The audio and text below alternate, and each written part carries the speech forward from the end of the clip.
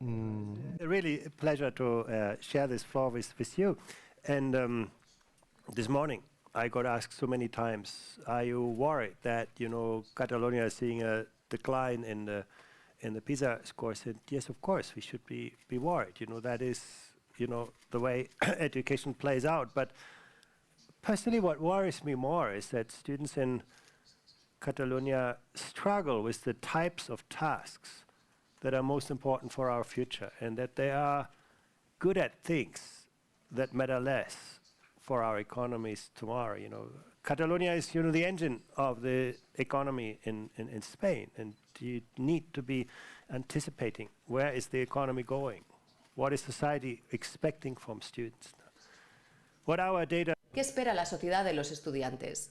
Lo que indican los datos es que hay cosas que son muy fáciles de enseñar y de examinar, se han convertido en tareas que son muy fáciles de digitalizar, de automatizar. Los estudiantes catalanes es evidente que se les da bien reproducir lo que han aprendido en la escuela. Sus resultados a ese respecto son bastante buenos, pero les cuesta extrapolar basados en lo que conocen, aplicar sus conocimientos en entornos desconocidos. Y por eso vemos ese reto de las pruebas PISA. Hay gente que dice, es que este examen es injusto porque examináis a los estudiantes de cosas que aún no les hemos enseñado. Bueno, se puede pensar eso, pero al final la vida es injusta. La vida nos está constantemente examinando. ¿Recuerdo todo lo que aprendí en el colegio? Pues quizá no, pero ¿puedo aplicar lo que he aprendido en esta situación nueva? Este mundo ya no nos recompensa solo por lo que conocemos. Google lo sabe todo. ¿Y qué podemos hacer con lo que sabemos? Y creo que esa es la transición que necesitamos ver. Y de cara al futuro, en PISA, el mejor ingrediente para esto es que los alumnos piensen por sí mismos, que apliquen sus conocimientos, ayudarles a hacer los experimentos en lugar de escuchar a un profesor que les explica los resultados del experimento. A nivel personal, creo que esta es la mayor lección para Cataluña. La segunda lección es que si nos fijamos en el rendimiento, la mayoría de estudiantes llegan a un rendimiento mínimo. No hay duda, tanto España a nivel de país como Cataluña a nivel regional, todo el mundo obtiene el rendimiento básico y creo que eso es un gran éxito para el sistema. Sin embargo, si nos fijamos en el extremo superior de la distribución de los resultados, no vemos una representación de los puntos fuertes del país y creo que de cara al futuro eso es importantísimo. El éxito educativo no va de que todo el mundo obtenga la misma puntuación en matemáticas, sino de garantizar de que todo el mundo sea capaz de aplicar todo su potencial. Hay que despegar el éxito del trasfondo social y creo que esta es una lección muy importante. Que la extracción social no debe ser un obstáculo, que estudiantes de todo tipo de familias pueden alcanzar el éxito. Si vienes de una familia adinerada, pues sabes que siempre tendrás puertas abiertas en la vida. Aunque no se te vaya muy bien en el colegio, siempre te abrirán puertas. Sin embargo, si vienes de una familia de bajos recursos, tienes una única oportunidad en la vida, que es encontrar un profesor excelente y un buen colegio. Si se te escapa ese tren, pues el aprendizaje a lo largo de toda la vida se va a convertir en una idea abstracta. Gran parte de lo que hacemos en la vida tiende a reforzar y no moderar la desigualdad social. Uno que viene de un entorno poco privilegiado, los potenciales empleadores te van a incluso mirar de otra manera. Tal vez te motives menos incluso. Si no te va bien en el colegio, pues quizá te cueste mucho más despegarte de esa extracción social, pero eso también significa que los estudiantes deben perseguir la excelencia en el sistema educativo, porque ahí es donde, digamos, la parte superior de la distribución es donde vemos la mayor brecha para los resultados de Cataluña. Y el último argumento que quiero hacer, y suele ser el que más sorprende, sé que ha habido mucho debate a nivel regional y nacional sobre la variabilidad en el rendimiento escolar. Colegios públicos, colegios privados, colegios buenos, colegios no tan buenos. La verdad es que el 15% de la variabilidad del rendimiento escolar en Cataluña tiene que ver con la escuela. no es que haya una diferencia enorme en la calidad de la educativa. La mayor parte de la variación pasa dentro de cada escuela y normalmente pasa desapercibido. No se trata de una escuela mala, con malos alumnos o malos vecindarios, sino que es algo que se repite para muchos estudiantes de muchos vecindarios. Y creo, porque si se tratara solo de evaluar el rendimiento de los colegios, eso sería muy fácil. Encontramos las escuelas que no rinden, lo cambiamos y todo irá bien. Pero en una reunión como esta no es tan fácil, porque aquí la variabilidad en el rendimiento a nivel de escuela es muy pequeño y creo que en ese sentido el sistema tiene motivos para estar orgulloso. No hay una gran disparidad en el rendimiento a nivel escolar, pero lo que queremos es elevar a todos los colegios a un nivel superior y creo que conseguirlo va a ser un reto respecto a políticas públicas bastante formidable. Y eso significa que dentro de un colegio debemos mirar de forma muy minuciosa qué tipo de apoyo necesita cada alumno a nivel individual. No basta con llegar a un colegio y enseñar a todo el mundo lo mismo de la misma manera. El colegio tiene que poder responder mucho mejor a las necesidades distintas de estudiantes distintos y encontrar una forma de responder a esas necesidades. El dinero puede ser una de las formas de hacerlo, muy vinculada también a la financiación de los estudiantes. Muchos colegios ahora mismo están utilizando fórmulas para calcular la inversión, pues para cambiar el entorno formal del aula. Y la gente siempre me dice, ¿por qué debería invertir más Cataluña en la educación? Es muy difícil defender ese argumento. El gasto por alumno aquí no está mal. El salario del profesorado no está mal. Si nos fijamos en los estándares internacionales, no hay un mal nivel de inversión en este sistema, pero vincular esos recursos hay que aplicarlos donde realmente pueden cambiar las cosas. Podemos pagar mejor a los profesores, pero ¿cambiará eso lo atractivo de la profesión de profesor? No tengo aquí mi presentación en PowerPoint, pero os podría enseñar que no hay ninguna relación entre cómo de alto es el salario y cómo de atractiva es la profesión de profesor. Porque si no sería muy fácil, págale mejor a la gente y así ese trabajo será más atractivo. Hacer que la enseñanza sea económicamente atractiva es fácil, pero no tiene mucho resultado. Hay que hacer que la enseñanza sea intelectualmente atractiva y eso tiene mucho que ver básicamente con la hoja de ruta que os he planteado antes. Es dar a los profesores mejores oportunidades para relacionarse con sus alumnos, darles más oportunidades para entender quiénes son sus alumnos, quién quieren convertirse, cómo acompañarlos. Si nos fijamos en los sistemas educativos mejores del mundo, con mejor rendimiento, es Shanghai, en China. Si eres un profesor, das entre 11 y 16 horas de clase por semana, la mitad de las que se dan en Cataluña, entre 11 y 16. 16 es prácticamente ser profesor de educación física porque no te tienes que preparar mucho, y 11 las dan los profes de matemáticas donde el enseñamiento es mucho. Parecerá que estos profesores tienen mucha suerte, pero es que en realidad trabajan unas 50 horas a la semana y gran parte de su jornada laboral la pasan trabajando con los alumnos fuera del entorno del aula, con familias, con sus compañeros. No son solo instructores, sino que son grandes diseñadores de entornos educativos innovadores. Están todos los días investigando y desarrollando nuevos proyectos educativos. No se hace ninguna carrera en la provincia de Shanghái que no esté pensada para tener un impacto en el sistema. Si el gobierno desarrolla un nuevo proyecto, ideas, un nuevo plan educativo, te dan dinero para que puedas investigar y luego lo puedes publicar en una plataforma compartida para que otros profesores puedan utilizar tus ideas, criticarlas, implementarlas y ver el éxito que tiene. Y como más se hace eso, pues más se te conoce en el sistema educativo, más se te respeta. Y al final de curso, pues el director de la escuela no solo te dirá cómo de bien lo has hecho con los alumnos de tu clase, sino qué diferencias has aplicado en el sistema educativo, cómo has ayudado a conformar el futuro de la educación, cómo has ayudado a tus compañeros a volverse profesores mejores. Esa es la imagen de un profesor. Por eso enseñar es tan atractivo, por eso hay tantos jóvenes que aspiran a convertirse en profesores.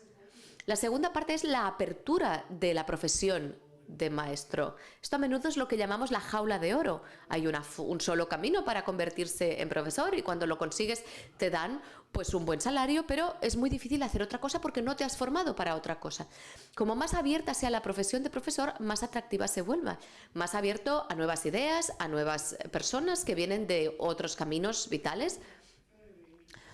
Yo sé que en España hay muchos modelos que valoran una apertura en la profesión a distintas ideas, a los innovadores, y a veces la gente se preocupa muchísimo porque la gente abandona la profesión de profesor. Pero en otras eso es normal, a veces la gente llega a un punto en el que quiere hacer algo distinto y cuanto más abierta es una profesión, más atractiva se vuelve para las personas y más interesante. Y más interesantes serán las oportunidades laborales. Como más oportunidades se dan para colaboraciones profesionales en profundidad. Ya he hablado de que se ha demostrado que el salario no tiene un gran impacto en el atractivo de la profesión de profesor. Un indicador, un predictivo constante es la cultura colaborativa en la escuela. Cuanto más tiempo pasan los profesores observando a sus compañeros dar clase, el diseño de sus respectivas clases, participando en el desarrollo profesional de los demás, eso aumenta el atractivo. Cuanto más los maestros tengan ocasión de ayudar a los alumnos fuera del entorno tradicional del aula. Hay pocos profesores que puedan hacerlo. Pero cuando se les pregunta ¿por qué te convertiste en profesor? ¿Ves a los resultados en España? No tengo resultados aparte para Cataluña, pero la respuesta, la primera es quiero cambiar las vidas de niños y jóvenes. No es quiero dar una hora más de clase de historia. Si les quitamos esa posibilidad, si la educación se convierte en algo puramente transaccional, le quitamos el corazón a la enseñanza, quitamos gran parte el atractivo de la profesión de profesor. Se trata de dar mejores oportunidades a los profesores y creo que eso en una cultura colaborativa pues no es fácil de conseguir. Podría hablar de muchos países a los que se les da muy bien. Hay muy pocos en realidad, pero creo que es una de las claves. Hay un país que suele ser pasado por alto, que es Portugal. Hace 20 años, Portugal tenía lo que yo llamo un sistema educativo muy esclerótico, muy jerárquico, muy vertical, todo el mundo miraba hacia arriba, nadie miraba horizontalmente, muy prescriptivo. Tienes sistemas educativos o burocráticos en los que, bueno, la burocracia es la forma de gestionar la desconfianza en el sistema, un sistema muy pesado, digamos. Y empezaron haciendo una cosa muy sencilla. Dijeron, vamos a dar a todos los colegios un poquito más de presupuesto, 1 euro más por alumno, vamos, casi nada. Pero dejemos que los alumnos decidan cómo gastarse ese dinero. Y cambió mucho las mentalidades. De repente, los alumnos ya no eran consumidores pasivos en el colegio, tenían un poquito de voz. Y cuando se les dio un poquito de voz empezaron a hacer muchas preguntas. Iban al director. Ah, por cierto, ahora tenéis mucho más dinero, ¿por qué os lo gastáis en esto y no en aquello otro? Y de repente los profesores también se implicaron mucho más. Esa es una de las cosas, conseguir que la gente, darles agencia, esa responsabilidad. Hicieron lo mismo con los maestros. Dijeron, bueno, vosotros dais vuestras respectivas materias, es muy importante, pero si sois profesores de deporte, pues no queremos que la gente sea sencillamente más atlética. Queremos que ayudéis a los alumnos a hacerse más responsables de sí mismos, a hacerse responsables de los demás, a fomentar su valor, su liderazgo, el tipo de cualidades para los que el deporte es una gran herramienta. Y entonces la mentalidad del profesorado cambió. Se volvieron mucho más conscientes. Decían, hay gente que cree que las matemáticas son la antítesis de la creatividad. Pues no, las matemáticas pueden ser una fuente de creatividad, tanto como el arte. Pero hay que ayudar a los maestros a entender qué deben poder hacer los alumnos. Y creo que en Portugal tienen una nueva perspectiva sobre el temario educativo que los ha ayudado a mejorar décadas. ¿Quién hubiera podido predecir en el año 2000, cuando se unieron al informe PISA, eran el primo pobre de Europa, que realmente llegarían rápidamente a la media, incluso en algunos ámbitos mejor que la media? Estonia, por ejemplo. tiene una historia muy compleja.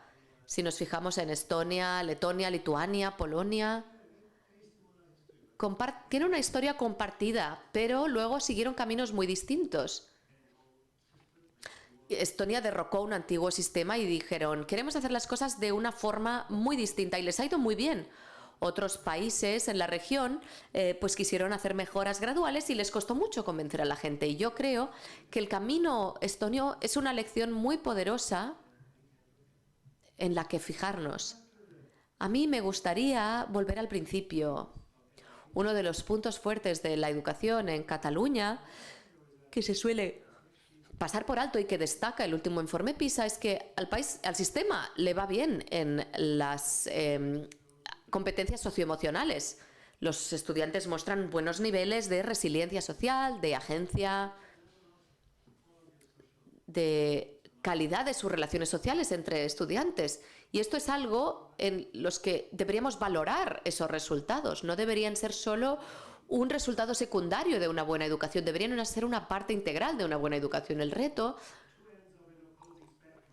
es no contemplarlos como dos extremos opuestos de un espectro. Aquí hay un buen rendimiento académico y aquí hay unas habilidades sociales potentes, sino que hay que verlas como dos caras de la misma manera. Y yo creo que sabéis que desde el sector empresarial podéis ayudar muchísimo con esto. Porque cuando uno se enfrenta a su primera entrevista de trabajo, averiguaréis mucho más sobre vuestras habilidades emocionales que vuestros resultados académicos. Sí, las notas son importantes, pero lo que quiere ver el empleador es, ¿puedes expresarte bien? ¿Puedes ser persuasivo? ¿Puedes trabajar con gente que sea diferente a ti? ¿Puedes trabajar de forma autónoma?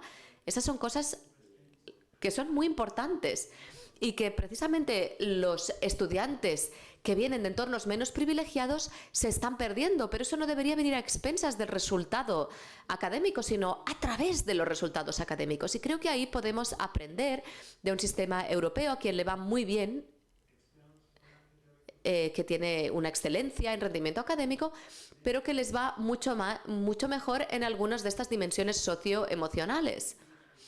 Y creo que en la época en la que vivimos no deberíamos verlas como algo secundarios, sino como en resultados muy importantes. Una mentalidad de crecimiento. Lo que muestran nuestros datos es que los estudiantes en Cataluña a menudo creen que el resultado a menudo depende de la importancia de los resultados académicos. Si crees eso, ¿para qué estudias si no puedes cambiar tu educación? Es algo fijo. Los estudiantes en Estonia creen que si te esfuerzas, mis profesores me ayudarán y me irá todo muy bien, ¿no? Para ellos no hay límite del éxito. Y creo que esa es una cualidad importantísima que nutrir y que tiene mucho que ver con lo que pasa en las clases. Si tu profesor te dice, mira, hoy lo has hecho mejor que ayer, estás mejorando, pero tienes que esforzarte un poco más para lo que más te cuesta. Así se desarrolla una mentalidad de crecimiento. Si le dices a un alumno, mira, es que vienes de un entorno complicado, te lo vamos a poner un poquito más fácil, vas a ir por un itinerario de bajo rendimiento, destruyes esa mentalidad. Y construir esa mentalidad es importantísimo. Y os puedo enseñar una correlación casi directa entre los alumnos que tienen una mentalidad de crecimiento y los estándares académicos de ese país respecto a construir esas mentalidades. A lo largo de la vida lo que importa no es solo que se nos eduque bien, sino tener esa aspiración, esa ambición de crecer, atravesar los techos, de poder crecer más allá de nosotros mismos. Y creo que ahí las escuelas pueden marcar la diferencia. Y os dejaré con 3 retos. Uno ya lo he mencionado. No es el dinero y no es el tiempo. Los estudiantes en Cataluña pasan mucho tiempo en las aulas. Dijéramos, el tiempo de aprendizaje está por encima de la media. La productividad es lo que importa. ¿Cómo podemos garantizar que se aprenda más y mejor por hora? Creo que eso es uno de los mayores retos y nos devuelve a lo que pasa en las aulas, enseñar menos cosas en más profundidad para garantizar que los estudiantes puedan realmente entrar en una comprensión conceptual y no superficial. Puedes pensar como un científico, es mucho más importante hoy en día que la acumulación de conocimiento en física y química. Puedes diseñar un experimento, puedes distinguir preguntas que tienen valor científico de las que no. ¿Puedes pensar de forma crítica? De eso va la ciencia. Y ya lo he dicho antes, pero he visto muchísimas clases aquí también en las que aún se dan clases de ciencia como si fueran de religión. La gente cree en una serie de teorías científicas, les damos muchos ejercicios y luego ponemos a prueba si se acuerdan de las respuestas. La ciencia no va de esto. La ciencia no va de reproducir lo que conocemos, sino de cuestionarlo. Y creo que en un entorno educativo que aumente la productividad es importantísimo. La otra parte, admito que me sorprendió, que es el declive en el apoyo al profesorado que estamos viendo. Si nos fijamos en los datos de 2022 y de 2018, vemos que la mayor parte de los jóvenes en Cataluña no creen que los maestros entiendan quiénes son, quién quieren ser, que los apoyen en sus necesidades individuales. Esto es una cosa que es real. Los maestros tienen menos herramientas para apoyar a sus alumnos que en el pasado y esa percepción que tienen los alumnos debemos tomárnosla muy en serio. Si los alumnos tienen la idea de soy un engranaje en una máquina, a nadie le importo, esto es muy importante. Os voy a dar una cifra. Durante la pandemia a España le fue muy bien. Rápidamente consiguió materiales digitales de aprendizaje a los que pudieran acceder los estudiantes, clases por Zoom. Fuisteis uno de los sistemas que se adaptó más rápidamente. Pero solo un 13% del alumnado dijo, mi profesor me preguntó cómo estaba. Y no es una pregunta muy difícil de hacer, pero es la pregunta que se pierde en una educación que se ha convertido en cada vez más transaccional. Y creo que es importantísimo ese apoyo percibido del profesorado, especialmente para esos alumnos que vienen de entornos menos privilegiados. Hemos visto también un declive en el apoyo y la participación de los padres. Los motivos no los sé, solo una observación. Parece que los progenitores están menos activos, menos iniciativa, que los maestros tienen menos iniciativas para implicar a los padres. Y yo diría que una de las mayores concepciones erróneas respecto a la educación es creer que los alumnos pueden compensar lo que los padres no dan. Y hay buenos motivos.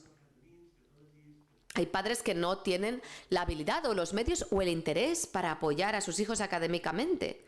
Pero no encontraréis a un solo sistema educativo que haya conseguido gestionar esto de forma efectiva, porque la única forma de alcanzar el éxito es implicar a los padres del ecosistema educativo. Y eso es algo que vemos que va a peor. Y me preocupa porque no es solo aquí, en muchas partes del mundo hemos visto una tendencia hacia la mercantilización de la educación. Los alumnos se convierten en consumidores de contenido educativo y los padres son como proveedores y los padres son también como un cliente y los alumnos se quedan perdidos por el camino. Y esto antes, en el pasado, la educación era una empresa de toda la sociedad. Y esto lo estamos viendo una implicación mayor de los progenitores como contribuyentes activos y de los maestros como diseñadores del sistema. Y vemos alumnos con agencia sobre qué aprenden y cómo lo aprenden y dónde. Incluso en qué momento de sus vidas lo aprenden. Y lo último que quería decir es que antes, aprendíamos a hacer el trabajo. De eso iba el colegio. Hoy aprender es el trabajo. Esa es la gran transición que debemos atravesar. Aprender a lo largo de nuestra vida. Casi 2/3 de los adultos españoles, cuando les preguntamos ¿por qué no has participado en el aprendizaje a lo largo de la vida? ¿Por qué no sigues aprendiendo? No es porque no encuentren lugares para hacerlo o porque no tengan dinero. Es porque dicen, no me hace falta, ya estoy bien con lo que sé. Y si miramos más allá al horizonte, el futuro de la vida laboral, quizá para ellos el colegio no fue una experiencia muy positiva, no les inspiró esa inspiración de aprender es el objetivo, ¿no? El aprendizaje a lo largo de la vida. Hay que construir esos fundamentos muy pronto en la vida, la motivación para aprender. Y yo creo que no podemos contar con que eso pase por sí mismo cuando dejamos el colegio. A menudo los empleadores lo comentan, ¿no? Hay posibilidades en el lugar de trabajo para seguir formándose y la gente dice, no, gracias, no me hace falta. Y hay que cambiar esa mentalidad, esa actitud y aspiraciones para el aprendizaje. Porque en un mundo que cambia tan rápidamente como el nuestro, nos vamos a encontrar con muchos problemas, pero en general, lo que a mí me genera optimismo es que, evidentemente, las comparaciones internacionales, por difíciles que son, nos muestran que hay buenas soluciones. El mundo es un laboratorio extraordinario. Tenemos distintos sitios en los que mirar. Nunca se puede hacer un copia-pega de lo que hacen los demás, por supuesto, pero podemos preguntarnos qué es lo que hace que los distintos sistemas funcionen, cuáles son los ingredientes de su éxito, cómo podemos configurar esos ingredientes en nuestro contexto. Nadie lo hace mejor que Singapur, uno de los sistemas educativos mejores del mundo. He estado muchas veces en Singapur y no he visto nunca nada en Singapur que no hubiera visto en otro lugar. Pero nunca han copiado exactamente lo que vieron en el origen. Se preguntan, ¿por qué funciona en España, en Estados Unidos, en Japón? ¿Y cómo podemos hacer que funcione aún mejor en nuestro propio contexto lingüístico y educativo? Y lo hacen y así obtienen estos resultados. Lo que vemos en nuestros colegios hoy lo veremos en nuestra sociedad y en nuestra economía mañana. Y esto no va solo de economía. Para mí, esa es la parte más sencilla del contexto. La desigualdad económica, ya tenemos muchas políticas, redistribución, coger dinero a los ricos, dárselo a los pobres. A la desigualdad económica le podemos hacer frente. Pero si nos fijamos en la desigualdad social, en la polarización política y cultural, eso no se puede arreglar con dinero. Si la gente no siente que tiene voz en su comunidad, si siente que no puede cambiar las vidas en su sociedad, eso no lo vamos a resolver con medios económicos. La única forma es dándole a la gente mejores herramientas para colaborar, competir y conectar. Si la gente siente que no tiene una base sólida de conocimientos y habilidades, esos serán quienes se enmurallen.